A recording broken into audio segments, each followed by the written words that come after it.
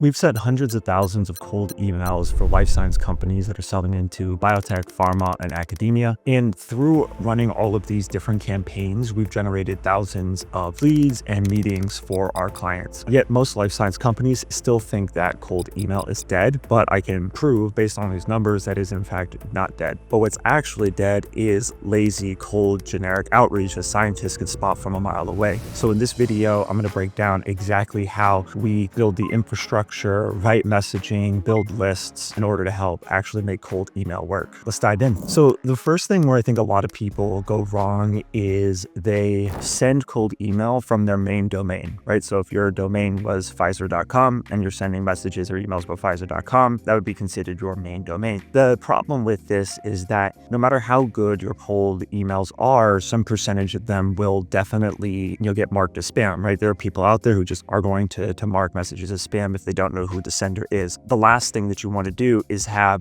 that, those spam complaints be applied to your main domain where you're communicating back and forth with customers, where you're sending your marketing content from. And so what you want to do is you want to set up a separate infrastructure that is dedicated specifically for cold email. And so in order to do this, you're going to want to get new sets of domains that look like yours, that point back to your main domain. You're going to want to set different inboxes up as email providers from Google and Outlook, because oftentimes when you're sending from like Google to Google or Outlook to Outlook or Google to Outlook or Outlook to Google, the deliverability is quite variable in how those things are applied. So you might get more likely to end up in the quarantine folder, the promotions tab, spam, etc. And so you want to have a wide range of different inbox providers that you're sending from. And then as well, you're going to want to make sure that you have all of these domains set up, because if for whatever reason one of these domains get burned, you can just shut it down and you still have other ones as the backups that are always running on an ongoing basis. The other thing that a lot of people don't do as well is they don't have what's called email warm-up going on an ongoing basis as well. So what email warm-up is the process of having your email infrastructure and inboxes that you're using for cold email, sending emails back and forth with other people who are in what's called the warm-up pool. And that what's happening is you are sort of forcing these inboxes to send messages and get responses. And so to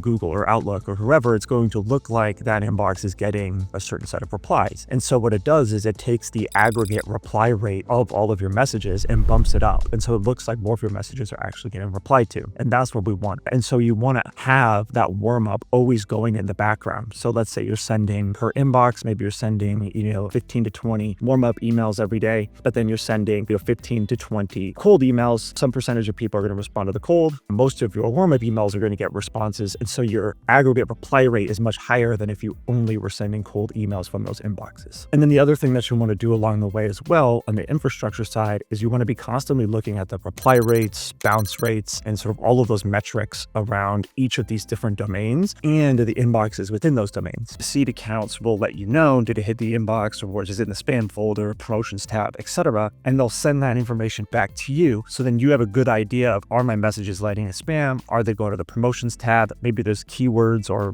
messaging that I'm using or certain language that's getting these messages caught up with spam. And so you want to be checking this on a regular basis as well. And so that's kind of the core concepts around the email infrastructure side. And like, if this sounds complex and it sounds like, no, I need my IT team to come and set this up for me, it can be pretty complex and it can be challenging to learn. There's lots of YouTube videos out there that will teach you how to do this stuff. But alternatively, if you were to say work with Succession, we can help set this all up for you and execute these campaigns to get you running. So if you want to chat with us about that, there's a link down in the description below where you can book a strategy call with us. All right, so now that you've got your email infrastructure all set up, now what we have to do is we have to define the target profile, the types of people that we're going to be going after. The thing that I find most common when we work with clients and we're trying to hone in on an ICP, they tend to just give us a list of titles or maybe types of companies. It's like oncology companies and we want directors of research. And the challenge with that is that that's still so broad. Or if you were to say scientists as a title that you want to go after, the problem with that is there's 50 different types of roles that a scientist could fit into. And so you have to get really, really specific in how you're thinking about your list building process. You want to make sure that you get down to the very nitty gritty. Like you want to be looking at the modalities, the therapeutic areas, potentially even looking at what tools or technologies or services are they using already. And you could pull a lot of this stuff from job postings, from company company websites, etc. And so you really want to get honed in on exactly what that ideal customer profile looks like and build the smallest, most targeted list of those people, right? So that's kind of like step one, is you want to go super narrow. On the flip side, you could also decide you want to go really broad. And the advantages to going really broad are that have a lot of volume at which you could send to. The problem is like the messaging is probably not going to resonate as well. And so if you're looking for high reply rates, you need to get hyper specific and targeted on your list built in. But if you're looking for, I just need volume, then you can go a bit broader, but you want to sort of balance the threshold between this is a general message that's not really going to resonate with that many people, and like this is hyper super specific where it's written just one-to-one for this person. You're thinking about what the goals are for a specific campaign, you'll be able to better understand how you're actually going to go and target campaigns. And so now that you kind of like understand like what is that core ideal customer profile that we're going to go after, then you need to actually go and build those lists. And so when you're building lists, you want to make sure you're using scientifically relevant databases as well. And you likely want to have many different sources of data that you can work with. If you are using like a ZoomInfo or an Apollo, those are fine if you're just searching for titles. But if you want to dig into like what is this specific scientist doing, then and what are they doing within their role, you're going to need more, life science focused databases, things like SciLeads, Gossett, SciWire, BioPharm IQ, Global Data, right? These are the types of tools that you're probably going to want access to in order to actually get relevant data and enrichments for your list, right? You kind of have this like ICP that we're going after. We're going to get our companies that we're going to be targeting related to that. Then we're going to go build our people list. But then the next step that we have to do is we have to then enrich and get more information about those people. Just because a database has an email address for somebody, that does not mean that that is a valid email anymore. That doesn't mean that they're still working at that company just because it says they are in that database. So what you're going to have to do is first, make sure that they're actually still working at that company. We use tools like Clay that really help us run a systematic pipeline of different enrichments that we can do for every single campaign. So, we want to look at are they still at that company? We want to go and validate email addresses. If they don't have them in the database, we want to go find email addresses for those people. If we don't have their LinkedIn for whatever reason, we'll go find their LinkedIn profile. The next section of enrichments is where you're going to get deep into how you're going to personalize or pull out unique insights about these companies and people. So you might want to do enrichment to go see, are there any buying signals that are relevant for us? Like, are they hiring? Have they just got funded? Whatever it is. So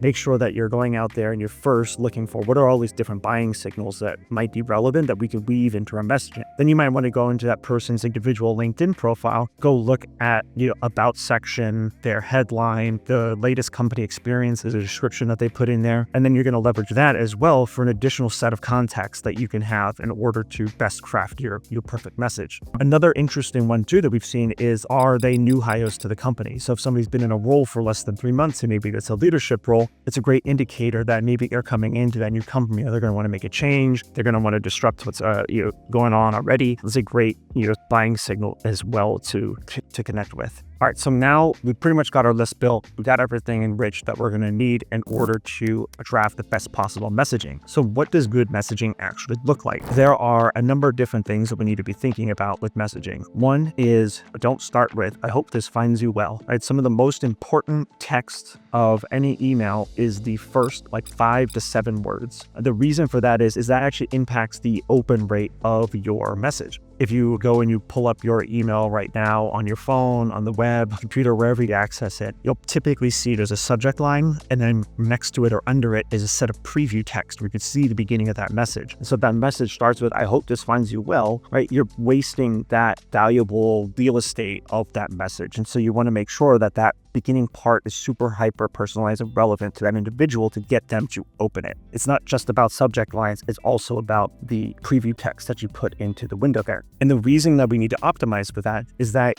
if somebody doesn't open their email, it doesn't matter how good your message is. And so we need to optimize around opening first. And then once we get them to open it, how do we get them to continue to read? Well, the first thing we've done is we personalized that. Sentence at the beginning, we've made it relevant to them for why they continue reading. And then the next thing that they're going to look at is this giant block of text? Is this a really long email that I'm going to have to sift through? If the answer is yes, they're probably just going to delete it. And so you want your messages to be super short and sweet. Ideally, you're keeping it under 100 words, maybe even less, if you really want to make sure that they're consuming the information in there. And if you're saying to yourself, yeah, but like, then I can't tell them about all the things that we do. And then that's the point, right? The point of an email is to get somebody simply to respond, or you want them to read it and you want them to respond. If you give them all of the information about what your company does, there's no reason for them now to respond because they have that information. So you want to basically pique their curiosity without satisfying it. The next thing that we really want to do with our messaging is we want it to be about them. If your message has a lot of I's and we's and hey, our company, whatever, like if you're really just talking about you and your messaging and your capabilities, that's not something that they care about. You need to flip all of that on its head to say, what is relevant to this person? How can I say, like, I noticed this about you, you're likely facing this particular challenge, we had this which can help you achieve this outcome. And so the idea is that you make this whole message about them relevant to them and not about you. And then one of the other core elements of any sort of cold email is call to action or the offer, right? Which is what is the thing that they're going to get by responding to your message. And so if every message that you end with is, hey, can we book a 30-minute conversation? That is a big lift for somebody to say, yeah, I'm going to take 30 minutes out of my day to go talk to a salesperson. And so what happens is you're only going to get the absolute top 1 or 2% of people that are actually in an active buying window if you do that. And so what you want to do instead is you want to look for a softer call to action or provide some sort of additional value that's going to be relevant to them. That could be a relevant publication, could be an abstract that's around a therapeutic area or modality that they're focused on. It could be inviting them to a specific webinar. Maybe it's a full free consult or demo of your instrument, whatever it is, or could even be a video of your software. So whatever this thing is that you come up with, you want to be able to provide this as value to them so they're more likely to actually respond and then have you then send them that information. The caveat here is in your emails, especially for cold emails, you don't want to be including links and you don't want to be open tracking all of this stuff. That's the types of things that are going to end you up in spam or the promotions tab. All of your Google and Microsoft, you basically pick up on these things and they identify, oh, here's a link. We haven't ever talked to this person before. It could be a phishing link, so we're just going to put this in the quarantine folder. It's very common practice that we see a lot nowadays. The call to action might be, hey, can I send over this abstract to you? Or hey, would you like me to send over this abstract? Would you like me to send you the link to the webinar? And so you just ask for permission, and then when they respond yes, then you can send them the link. And so now you've gotten some level of engagement, and you can know that they may have some interest at some point. Now, when it comes to the personalization components of the email, when I talk about personalization, I'm not talking about hey, I saw you walk your dog at 3 p.m. at the park over on A Street, right? We're not trying to get weird with the personalization, and we don't want it to come across as creepy. And so what we want to do with our personalization is we want it to be relevant. Relevancy beats personal. There are things that you can pull out from a personal perspective, publications, posts they've authored, things of that nature. That's obviously super valuable, but that's valuable in the context of what your message is about. And so you want your message to focus on relevance. And that's why it's important when you're doing your enrichments to be looking at the buying signals that are going on within that company, looking at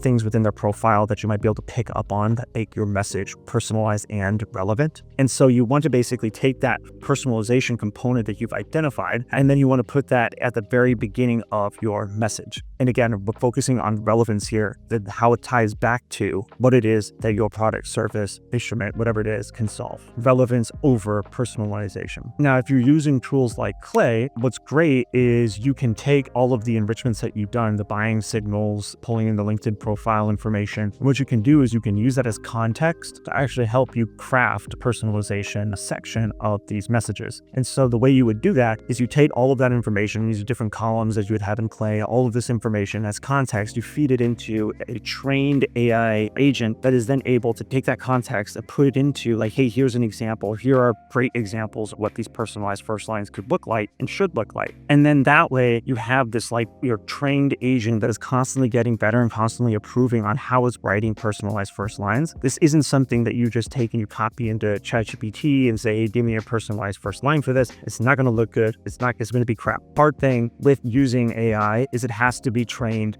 quite a bit, right? You almost got to treat it like an employee where you're constantly going back and forth. You're getting your feedback, things that you don't like, how it can improve, what you do like. So it's sort of this whole constant back and forth, reinforcement learning process, like you might treat with any employee. And then when you have this agent working really well, now you can just start feeding it stuff and it's just going to output really good content. In our heads, when we get emails and we see, oh, this is clearly AI generated, like those are examples of bad and lazy AI generated messaging, AI generated content. The good stuff you probably don't even notice, right? It's like, if that was so good, you probably didn't even notice that it was AI, because again, it's trained and it knows how to look and write like a human being would. If you are feeling at odds with using AI for any of your emails, it's likely because you are predisposed to really bad AI messaging. And so then you assume that that is what all AI messaging looks like. And so I'd really challenge you to really think about, how can I write and how would I train an AI agent to write really well and write good content and write good messaging, that those messages actually perform well and don't come across as AI. And so the next piece that we really have to talk about here is follow-up. We've kind of talked about, hey, how do I send these initial messages? But then you can't just send one message into the abyss and hope for a response. Is you have to have multiple touch points over a period of time. Typically, it can take 8 to 11 different touch points across different channels in order for you to actually get responses to your messaging, or for to get somebody to actually convert into a meeting. Simply sending an email is not enough. You have to have sets of follow-up that continue. So one of the best, I would say, follow-up emails that we like to do is providing additional context to that first message. So you take that first message, and then the second message is adding additional context to the first one, right? Because we're keeping that first one really short and sweet. So we try and pique their interest and get them to respond. But then if they don't respond, we want to provide additional context in that second message. And what that's going to do is it's going to repurpose the personalization in the message that you sent the first time. And it's going to be able to repurpose it because they'll go back and be able to see it in the threaded response. And then that follow-up message is going to have the additional context that might give them more information about why it might be worth it while to jump on a call, to get that abstract, to go on that webinar, whatever it is for the purpose of your outreach. And so you'll want to basically string together a set of follow-up messages along the way. Now, the thing that you don't want to do is just thread second messages over and over, because then you're constantly reminding them that they didn't respond to the first 6 messages that you sent. And so if you send 1, 2 to 3 as like called burst of messaging, that's like a good set of things. Then what you might want to do is, hey, if they don't get a response, you might pivot to a different problem statement, a different offering that you might be able to provide to them, and then create a little burst of 1 to 2 to 3 messages of that as well. And so now you have like these different 6 touch points, but they're broken up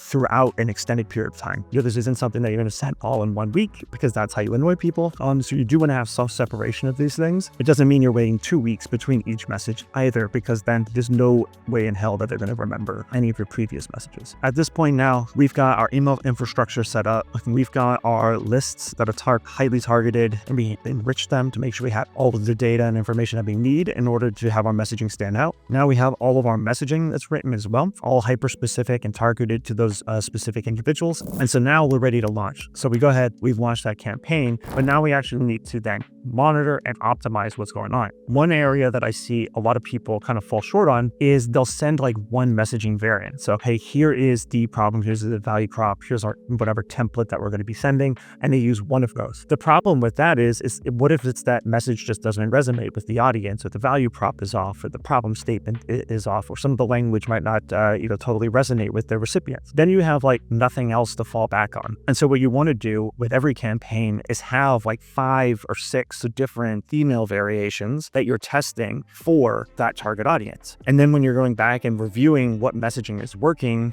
you have basically the analytics of all of those different variants to say, okay, variant C is clearly performing the best. We're getting the most replies, we're getting the most interested leads that come in from it. So I'm going to turn off A, B, D, E, and I only send the volume of the remaining messages to variant C. What is also useful with this is then you can look at what is in that message, what is it maybe the thing that's resonating more with people, and then you can take that information to help you better craft other messaging towards that audience, whether that's going on your website, whether that's potential content that you might want to build around it, whether it's, hey, I want to expand this audience a bit more and focus on this particular value prop because that's one that seems to be resonating. That's something that you can now do because you've tested all of this this messaging. And so some of the benchmarks that we want to be looking for to see is messaging actually relevant is we want to be shooting for at minimum a 5% email reply rate. And then of those email replies that we get, we want 20 to 30% of those to be interested. And so what that means is that basically if you have a list of say 100 people or 1,000 people, you're going to be looking for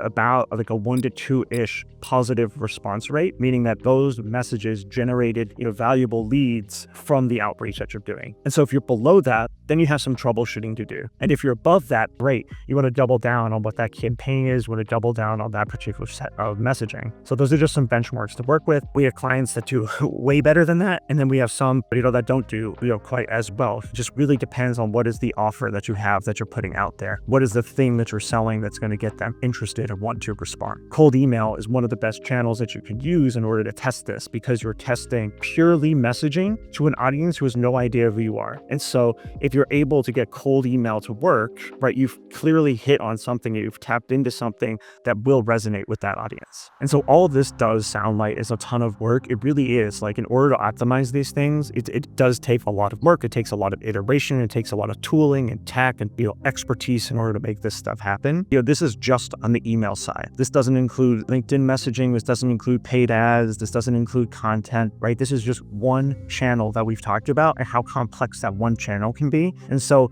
if you're a life science company and you want help with setting this type of stuff up, you just want to generate more leads, more pipeline for your organization, give us a call or you'll go down below and click the link in the description and book a strategy call with us. And we'd love to chat with you and see how we might give the help.